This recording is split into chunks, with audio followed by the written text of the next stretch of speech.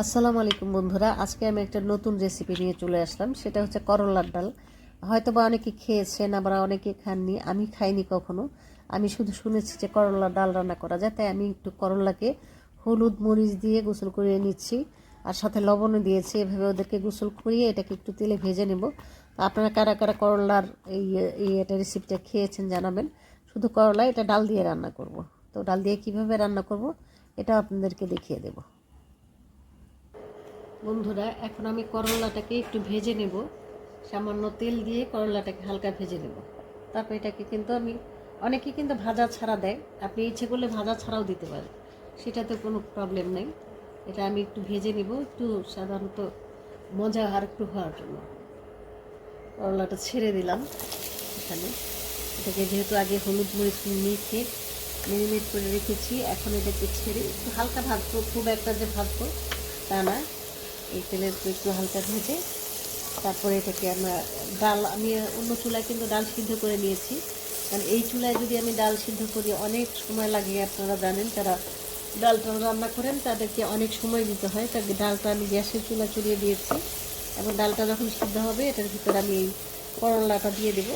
দেওয়ার পর কিন্তু আমাদের রান্নাটা অন্যরকম হবে। আমি কিন্তু করলা থেকে বিচি ছাড়িয়ে নিয়েছি, কারণ আমার হাজব্যান্ড বিচিওয়ালা করলা পছন্দ করে না। তো যাই রান্না করি আমার হাজব্যান্ডকে পছন্দের উপর রান্না করি, কারণ আমার বাচ্চারা তো ভেজাল করে না। উনি আবার যে কোনো খাবারে এটা দেখতে এমন কেন, ওটা দেখতে এমন কেন, এরকম মজা হলো না কেন। তো ওনার কারণে আমাকে এরকম করলা যাই হোক, পটলের সব কিছু বিচিগুলো ফেলে দিতে হয়। তো আপনারা কে কে বিচি সহ পছন্দ করে, এমন কে কে বিচি ছাড়া পছন্দ করেন জানাবেন। মানে করলা কিন্তু খুব একটা নিইনি, অল্পই নিয়েছি। বন্ধুরা, আমার করলা ভাজাটা হয়ে গেছে, আর বেশি ভাজবো না। বেশি ভাজলে তো একেবারে করলা ভাজির মতো হয়ে যাবে। তো আমি এখন এটাকে ডালের মধ্যে দেব। এখন ডালের মধ্যে করলাগুলো দিয়ে দিচ্ছি, যেগুলোকে আমি হালকা ভেজে নিয়েছি। ডালটা আগে আমি বলেছিলাম যে গ্যাসের চুলায় সিদ্ধ করে নিয়েছি, কারণ এই চুলায় যদি ডাল সিদ্ধ করতে যাই অনেক সময় লাগবে। তাই আমি এখন ওই সিদ্ধ করা ডালগুলোর মধ্যে করলাটা দিয়ে দিচ্ছি। খুব যে কঠিন রেসিপি তা কিন্তু না। এখন শুধু এটাকে আরেকটু সিদ্ধ হবে, এই ডালটা। এটা যদি আরেকটু সিদ্ধ হওয়ার পর আমি কিন্তু ডালটা বাগার দিয়ে দেবো। যেভাবে আমরা নর্মালি ডাল রান্না করি সেভাবেই কিন্তু আমরা ডালটা বাগার দিয়ে দেবো।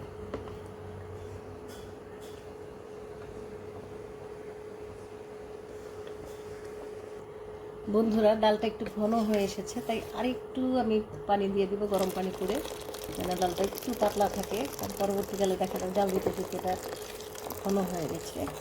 আমি এমনিতে পাতলা ডাল খাই। হ্যাঁ, হয়েছে, একটুকুই চলবে।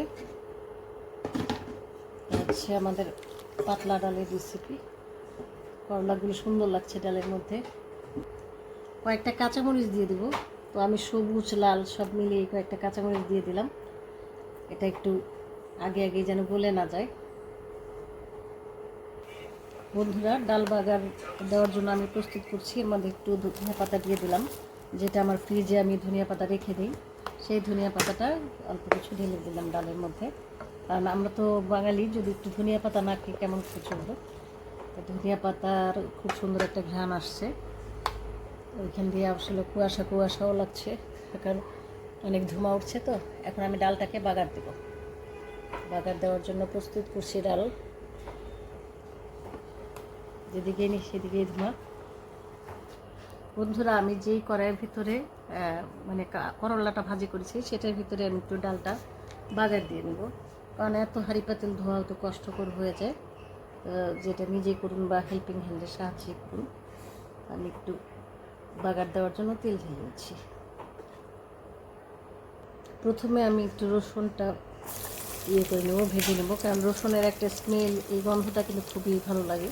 যখন আপনি বাগার দেবেন, যদি রসুনটা আগে বাগার না দেন, আগে না দেন, তাহলে কিন্তু সেই গন্ধটা পাবেন না। সেই যে একটা সুন্দর ঘ্রাণ আসে গার্লিকের, যেটা গার্লিক আমার বাচ্চারা খুব পছন্দ করে। গার্লিক খাবার খায়, নুডলস রান্না সেটাতে গার্লিক দিয়ে নেয় বেশি করে। তো আমি আগে, যেহেতু আমি বাঙালি, আমি রসুনই বলছি, তো আমি বেশি করে রসুন দিয়ে নিলাম। রসুন দিয়ে একটু রসুনটা যখন হালকা বাদামি রঙ আসবে তখন আমি পেঁয়াজটা দিয়ে দিব। এইভাবে আমার কিন্তু ডাল বাগার তৈরি হয়ে যাচ্ছে। দেখুন বন্ধুরা, রসুনের কিন্তু একটু কালারটা চেঞ্জ হয়ে আসছে। তো আমি এখন এটার ভেতর পেঁয়াজ দিয়ে দেবো। রসুনটা একটু সরিয়ে নিই, কারণ পেঁয়াজটা একটু তেলের মধ্যে দিতে হবে। আমার এক সাইডে হয়ে যাচ্ছে পেঁয়াজগুলো, মানে তেলগুলো এক সাইডে হয়ে যাওয়াতে আমার একটু মুশকিল হচ্ছে। এইভাবে আমি আর একটু পেঁয়াজ দেবো। একটু পেঁয়াজ না দিলে ভালো লাগে না, পেঁয়াজ রসুন সব একটু বেশি বেশি দিতে হয়। যাই হোক, অতিরিক্ত দিলেও সমস্যা, অতিরিক্ত দেওয়া ঠিক হবে না। আর এটা তো তরকারি না, আমরা বাগারে কিন্তু অল্পই পেঁয়াজ দিই, আর পারলে একটু রসুনটা বেশি দিই, কারণ বাগারে কিন্তু রসুনটা বেশি আসে, সুন্দর ঘ্রাণ আসে। তো এখানে রসুনটাকে যেমন ভেজেছি, পেঁয়াজটাকে একটু ভেজে নেব। দিয়ে রসুন লাল লাল হয়ে যাচ্ছে, আর পেঁয়াজটাকে ভেজে আর রসুনটাকে একসাথে করবো, এক সময় একটু ভেজে দিই। বন্ধুরা, এখানে প্রায় লাল লাল হয়ে এসেছে, তবে পেঁয়াজটা এত এখনও লাল হয়নি, আমাদের আর একটু অপেক্ষা করতে হবে লাল হওয়ার জন্য। যতক্ষণ পর্যন্ত একটু লাল লাল মানে বাদামি রং না হয়, ততক্ষণ পর্যন্ত একটু লাগতে হবে। এখন এটা একেবারে বাদামি রং ধারণ করেছে, বেশি পুড়লে আবার কালো কালো হয়ে যেতে পারে, তাই এই বাদামি রংটাই আসলে আমি দিয়ে দেব ডালের মধ্যে।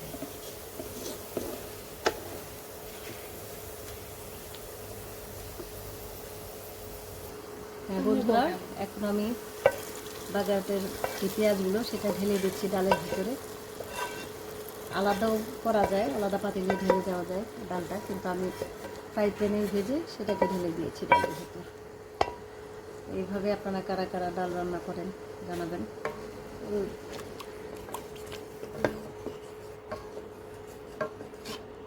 এখন একটা বলক দিয়ে শুধু নামিয়ে ফেলবো। এখন যেহেতু আমি পেঁয়াজ রসুন সব ঢেলে দিয়েছি, আমার ডালটা কিন্তু মোটামুটি হয়ে গেছে, শুধু একটা বলক দিয়ে নামিয়ে ফেলবো। বন্ধুরা, আমার করলার ডাল হয়ে গেছে রান্না, দেখতে পাচ্ছেন ডালটা বলক আসছে। এই বলকটা দেওয়ার পরেই আমি ডালটা নামিয়ে ফেলবো, কারণ এত বেশি রাখা যাবে না, অনেকক্ষণ ধরে এটাকে রেখেছি, তারপর ডালটা ঘন হয়ে গেলে খাওয়া সম্ভব না।